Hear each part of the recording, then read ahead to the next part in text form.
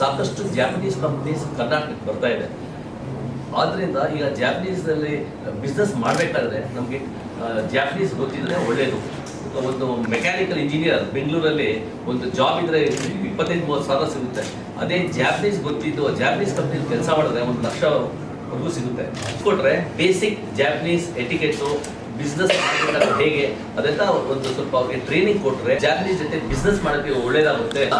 ಗುಲ್ಗಾಂವ್ ಬಿಟ್ಟರೆ ಕರ್ನಾಟಕದಲ್ಲೇ Japanese company ಜಾಸ್ತಿ ಇರೋದು. For inviting me today, and as he explained, I guess in Canada, right?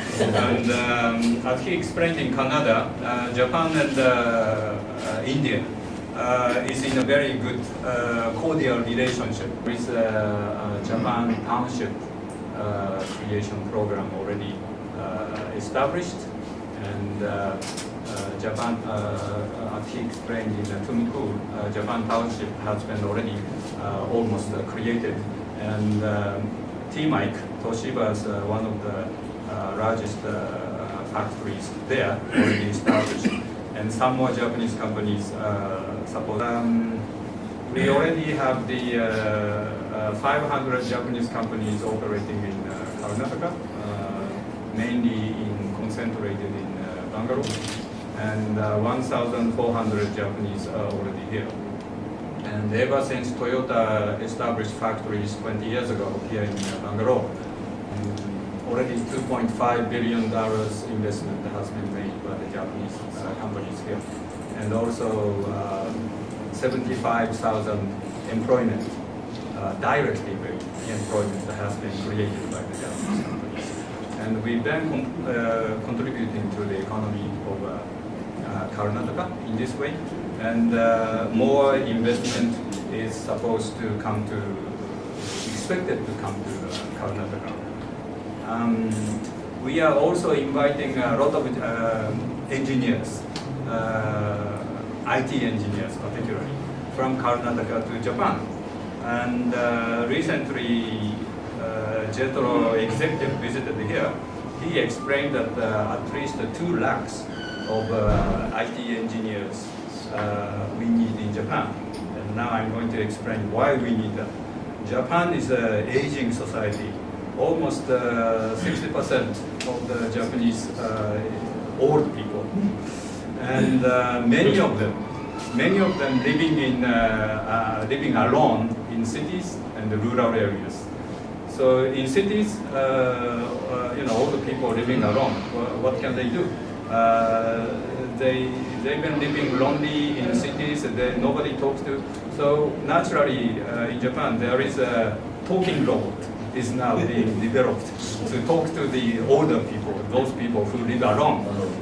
Then you can talk to the robot every day and every morning, and the robot can respond properly, so that they become like a friend. That is in urban areas. And rural areas, of course. All the people, in rural areas, it's a remote area.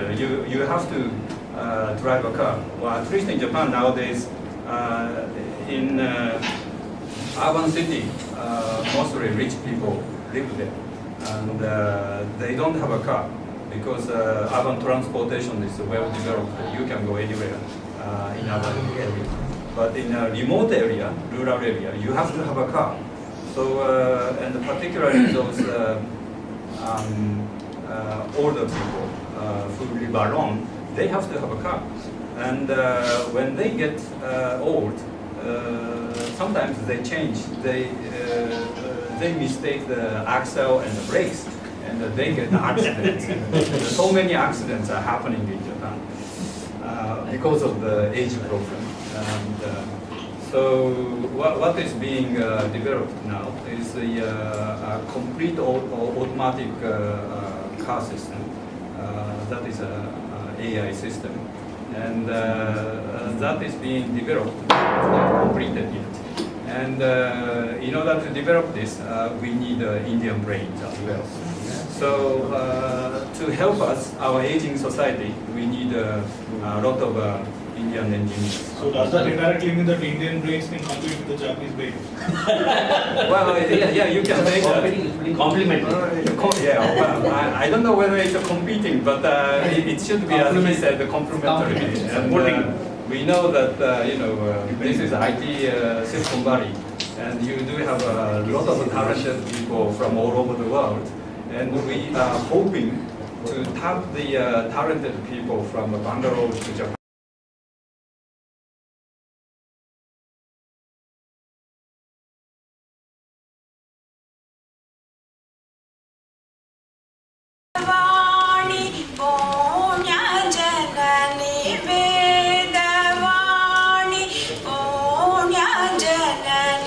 नमो माते भारती माहेश्वरी महादायी महालक्ष्मी सरस्वती वेदवाणी पुण्यजननी नमो माते Bharti.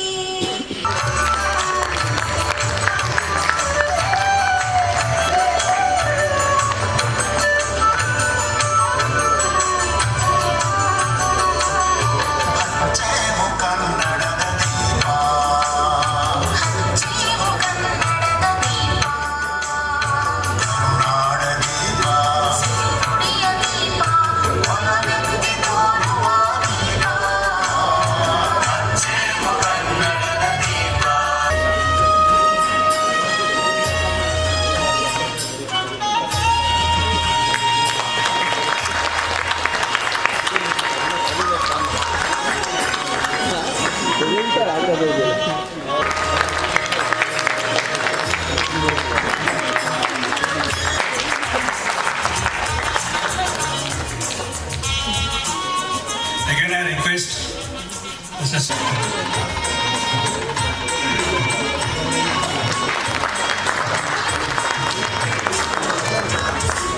Thank you, Mrs. Wani. Minasama konnichiwa. Ladies and gentlemen, a very good evening to all of you.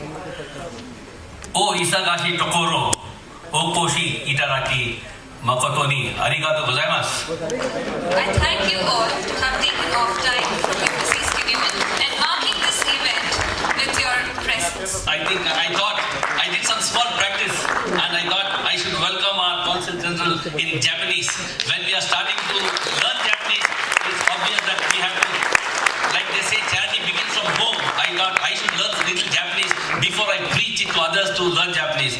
Talking about their recent relationship, in September 2014, Prime Minister Narendra Modi paid an official visit to Japan and had a summit meeting with the Prime Minister, Mr. Shinzo Abe.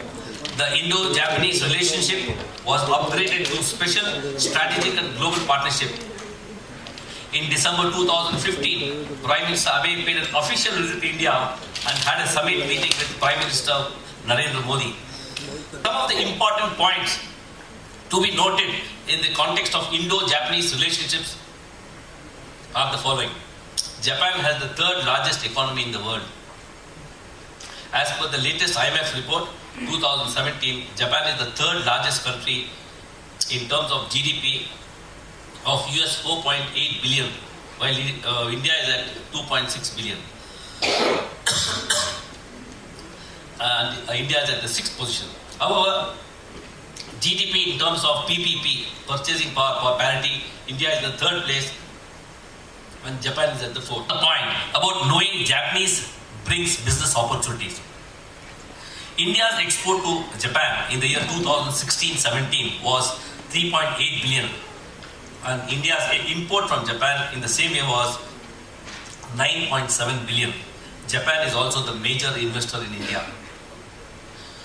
Being able to communicate with potential customers in their own language is key to winning their business. In addition, when you learn Japanese, you become not only proficient in the language, but also gain an insider view of the culture, understanding the Japanese work ethics, their business etiquette, and knowing which culture fox pass to avoid can often make or break an important business deal. The Japanese are innovators. I think you all understand. Japanese is well known for innovation and they are the largest filers of patent applications. Because of the above reasons, FKCCI is promoting the Japanese language training program in association with Sakura Nihongo Resource Center and providing affordable learning platform to you all.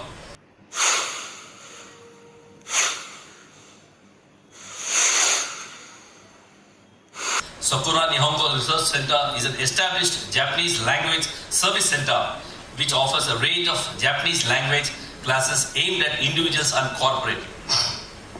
I am sure that this language course would be widely welcomed and many people will join it.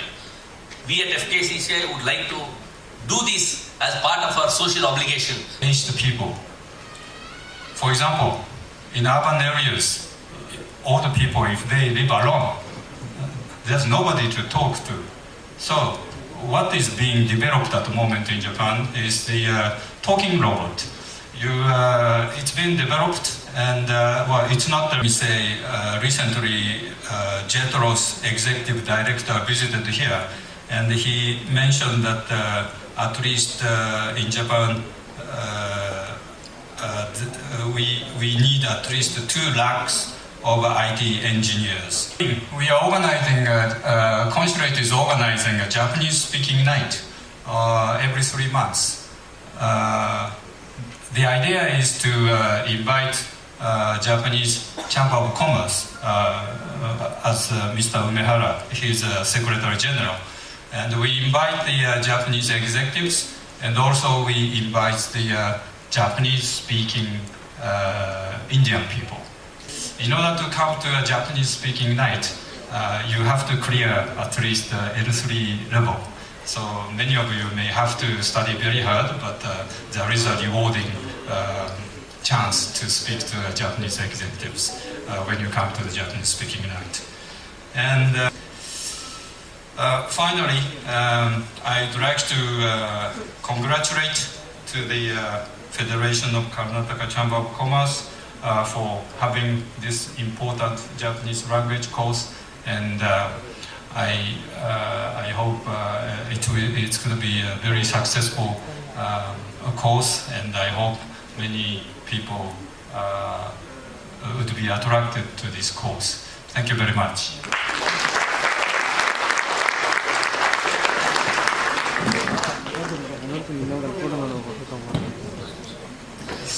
I would like to thank the Consul General. In fact, when I invited him sometime back in the month of December, he was about to go to Japan, and I told him we are in the process of launching this course, and he very readily accepted to come and launch this course.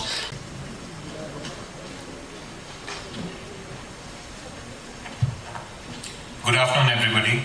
My name is Naveen Soni. I look after External Affairs and CSR division of Toyota Kirloskar Motors.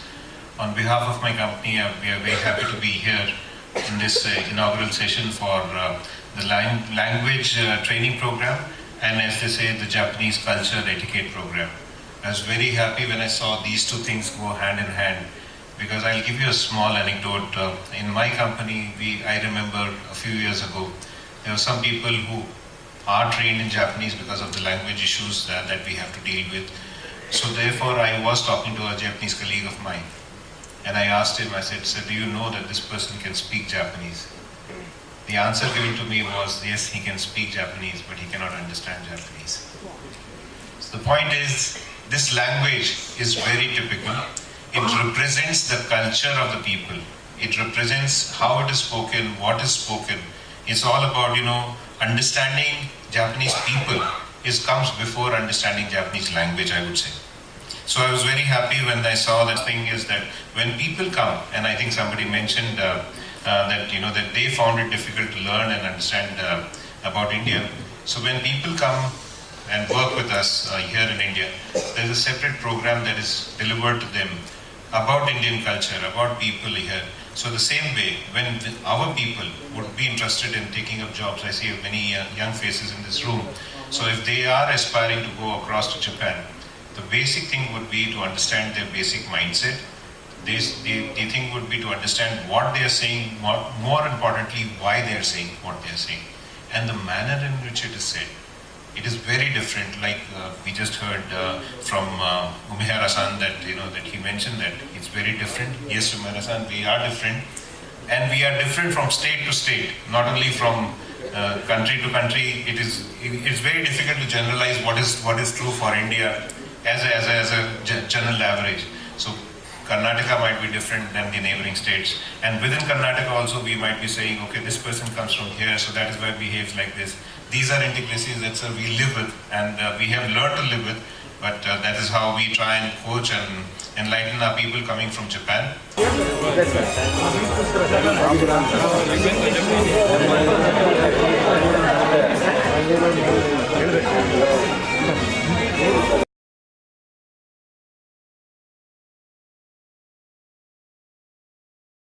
Called as the Chico Shokai.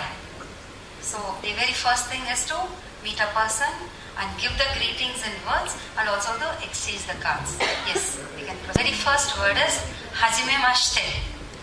Hajime Mashite. You can repeat it because you're going to come up on the stage and say this. Hajime Mashite. There has been Indianized version of this also saying Haji Namaste. It is not Haji Namaste, but it is Hajime Mashite. If you can memorize and say, it's great. Watashi no namae wa. Watashi no namae wa Jo desu. So Jo is the name of the person. So namae we can relate. It's na, the name. So watashi is I. So the very first word was Hajime Mashite. Second sentence is Watashi no namae wa. Each one will have a different name, definitely. It's not Joe. All of us are not Joe, okay? So there you have to change. Watashi no namae wa, whatever your name. In my case, I will say, Watashi no namae wa Sri Vidya desu. Right? So you're going to give your name there. Yes. The third one, please. There is a way to do that one. Put the hands to the front. The right hand below. And then say, there are 2 times you have to do the bending. 2 times you have to do the bending out of the 3 statements. First statement is Hajime Mashite. And also the level of bending shows the level of respect that we give to the other person. So if it is your clients and customers from the other company, you need to do a deeper bow. The very first royal bow by Obama, when he became the president for the first time, he visited the Emperor of Japan. He did the royal bow. Royal bow is 90-degree bow. So the level of bowing shows the level of respect to the other person. Ready? The first 10 people who are ready to come and do it. You can have prompting from down, or you can just do open your mouth and someone can dub for you. Anything is okay, but you can come and do it here. Why I am giving this much of importance to that is, no meeting will start without this proper introduction. People can sit face to face for half an hour also, but no meeting would have started unless we say this first 3 lines of greeting. Right? Okay. Yes, please. Yes, sir. Please come.